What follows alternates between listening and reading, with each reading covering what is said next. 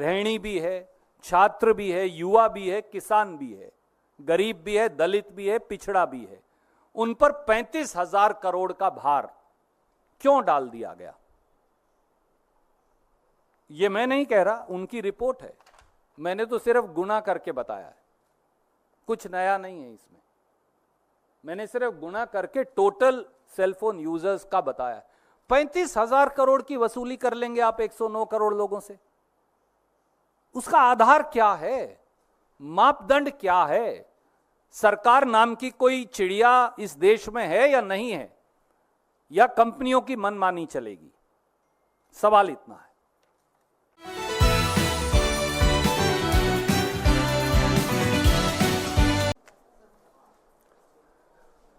Sir, जो पीछे साथी हैं, do I have your permission? Can we start? नमस्कार साथियों,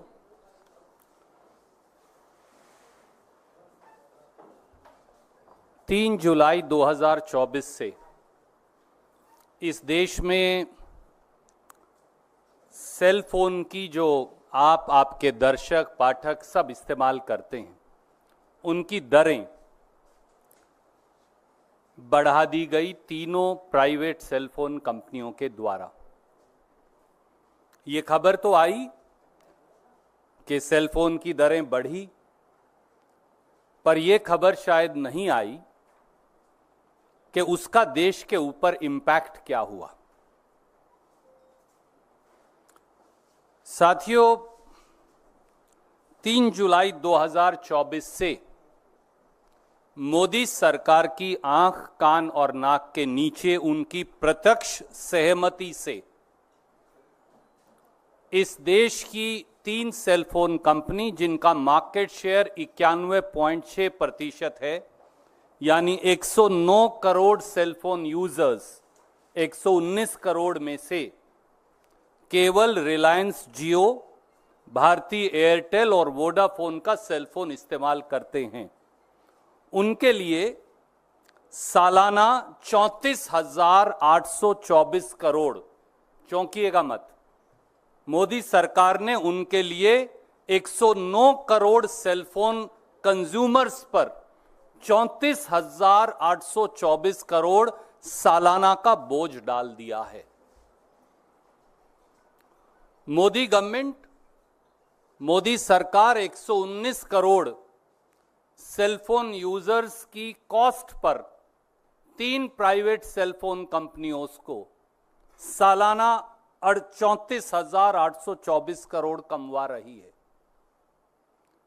तो मोदी 3.0 नए कार्यकाल का नया प्रसाद है, वही पुराना क्रोनी पूंजीवाद, क्रोनी कैपिटलिज्म, जिसे राहुल जी कहते हैं।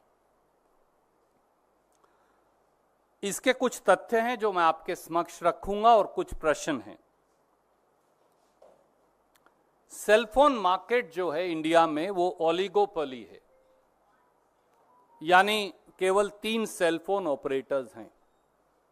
रिलायंस जियो 48 करोड़ सेलफोन यूजर्स, ये मैं नहीं कह रहा, मैं ट्राई की सबसे लेटेस्ट रिपोर्ट आपको भेज रहा हूं, ये उसका डेटा है, उसका एक्सट्रैक्ट अलग से भेज रहा हूं।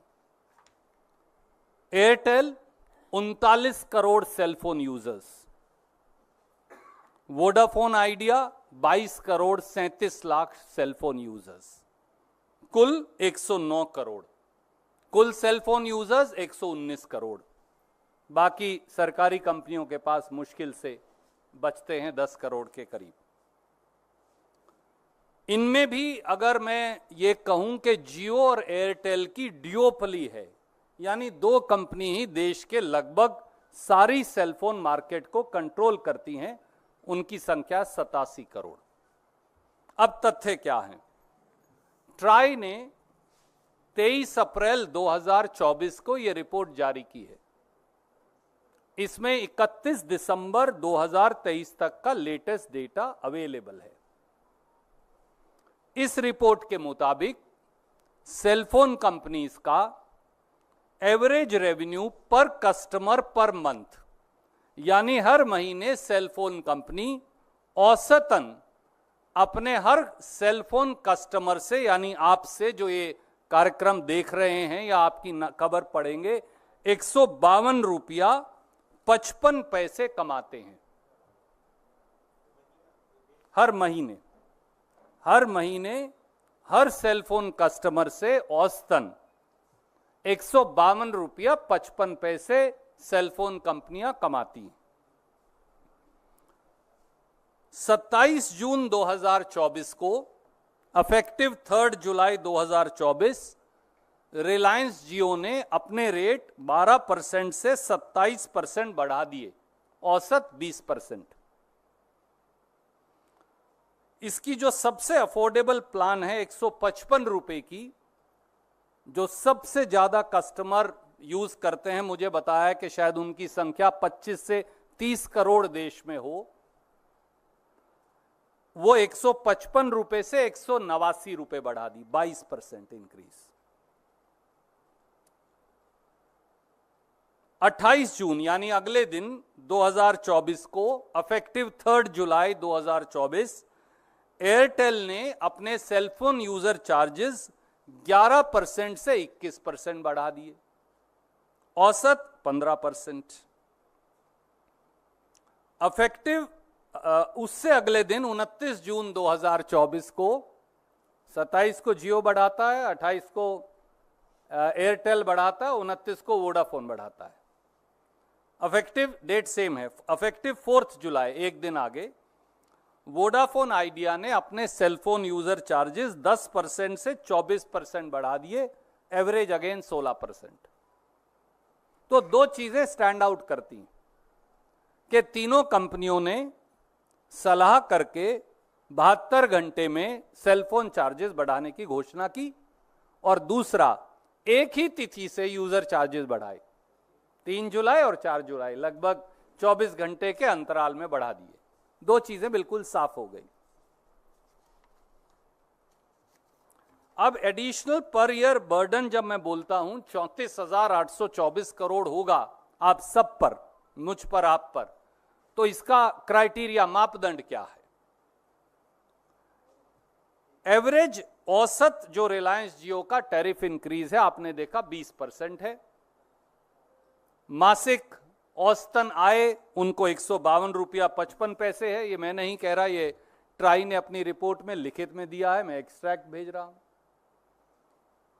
तो उन्होंने 20% अगर बढ़ाया तो लगभग 30 रुपया 51 पैसे प्रति कस्टमर बढ़ाए। 48 करोड़ कस्टमर्स हैं, तो अगर मैं कम से कम औसतन भी ले लूं, वो भी ना लूं जो प्लान में 22% बढ़ाए हैं, आप औसत भी ले लें, तो 1464 करोड़ रुपया अतिरिक्त बोझ जियो के कस्टमर्स पर है, यानी 17,568 करोड़ सालाना।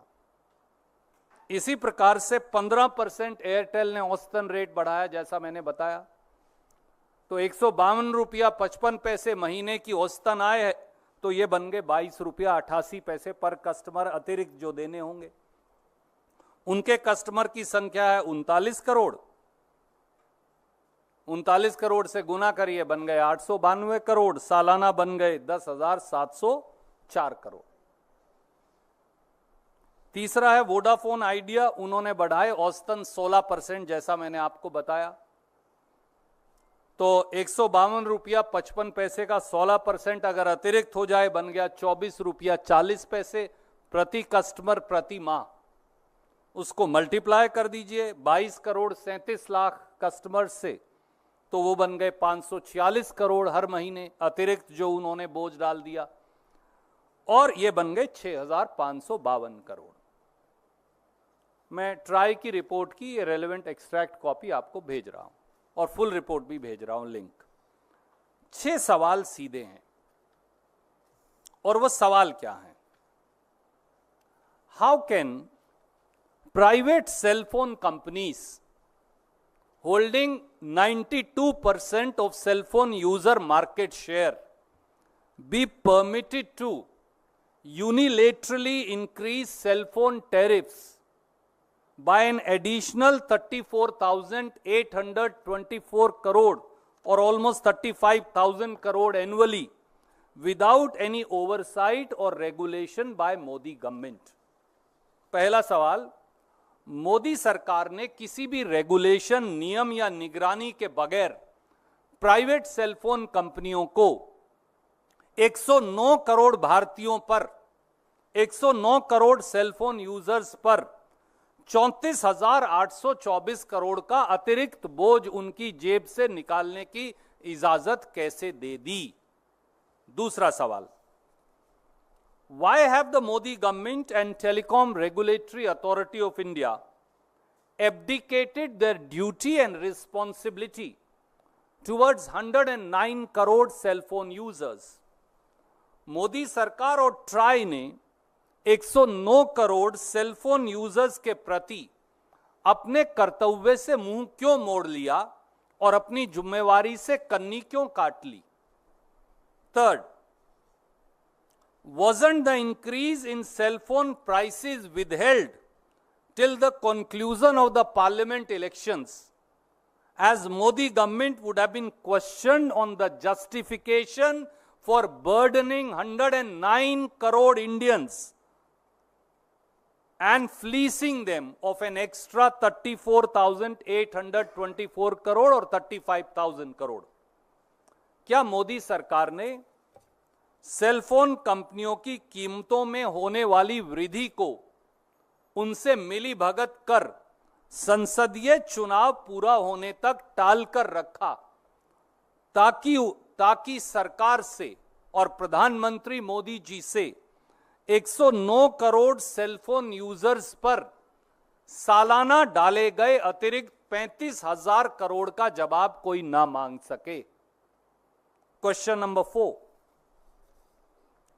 did the Modi government or TRAI conduct any study on need of capex or import on profitability by purchase of spectrum through auction after taking into account the previous set of concessions granted on AGR, adjusted gross revenue, as under the telecom policy, or the spectrum auction installments deferment by Modi 2.0 on 20th November 2019 or any other related factors? साथियों, कोई कह सकता है कि भाई मैंने इसलिए rate बढ़ाए कि मैंने नई स्पेक्ट्रम खरीद लिया या मैंने बहुत पैसा कंपनी में लगाया। तो हमारा सवाल यह है कि क्या मोदी सरकार ने 109 करोड़ सेलफोन यूजर्स पर 35,000 करोड़ सालाना की अतिरिक्त वसूली का बोझ डालने से पहले कोई अध्ययन या जांच की? क्या मोदी सरकार ने नीलामी के माध्यम से स्पेक्ट्रम की खरीद से होने वाले असर या कैपेक्स की जरूरत का कोई अध्ययन किया? कोई ऐसी स्टडी उनके पास है? क्या मोदी सरकार ने एजीआर, एडजस्टेड ग्रॉस रेवेन्यू पर दी गई पिछली रियायतें या फिर 20 नवंबर 2019 को मोदी जी ने छूट दे दी थी 42,000 करोड़ की स्पेक्ट्रम ऑक्शन इंस्टॉलमेंट की पेमेंट की, उनका क्या असर होगा, इसका कोई अध्ययन किया? Question number 4, how can all private cellphone companies increase their tariffs between 15% to 20%?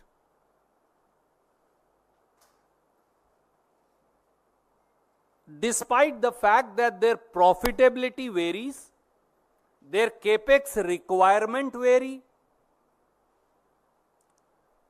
and their investment capacities and actual investments vary, and their purchase of spectrum in auction varies.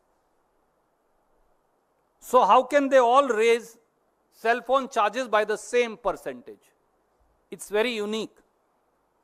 Why is Modi government then turning a blind eye to it? ऐसा कैसे हो सकता है कि सभी cell phone कंपनियां अपने cell phone के चार्जेस 15% से 20% लगभग बराबर बराबर बढ़ा दें, जबकि उनकी इन्वेस्टमेंट की कैपेसिटी, उनके कस्टमर्स, उनका केपेक्स रिक्वायरमेंट, उनकी कैपेसिटीज, उनकी एक्सपेंशन प्लान सब भिन्न है? तो क्या मोदी सरकार ने आंख बंद कर ली है And fifth and last, since Prime Minister and his ministers quote Supreme Court on telecom very often, so I want to remind them. Isn't it correct that the Supreme Court of India in Delhi Science Forum versus Union of India said, and I quote the Supreme Court, the central government and the telecom regulatory authority have not to behave like sleeping trustees, but have to function as active trustees for public good. This is something that Prime Minister and his colleagues used to quote very often. क्या ये सच नहीं कि भारत की supreme court ने Delhi science forum versus union of India में साफ कहा कि केंद्र सरकार और टेलीकॉम रेगुलेटरी अथॉरिटी को निष्क्रिय ट्रस्टी की तरह व्यवहार नहीं करना चाहिए, बल्कि जनता के जन कल्याण के लिए सक्रिय ट्रस्टी के रूप में काम करना होगा। तो क्या मोदी सरकार देश की जनता के साथ विश्वासघात कर रही है? उम्मीद है कि देश के प्रधानमंत्री देश की 143 करोड़ जनता और 109 करोड़ उनमें से सेलफोन यूजर्स जो हैं उनको जवाब देगी कि हमसे 35,000 करोड़ क्यों वसूले जा रहे हैं। धन्यवाद। कोई प्रश्न आप पूछना चाहें तो स्वागत है।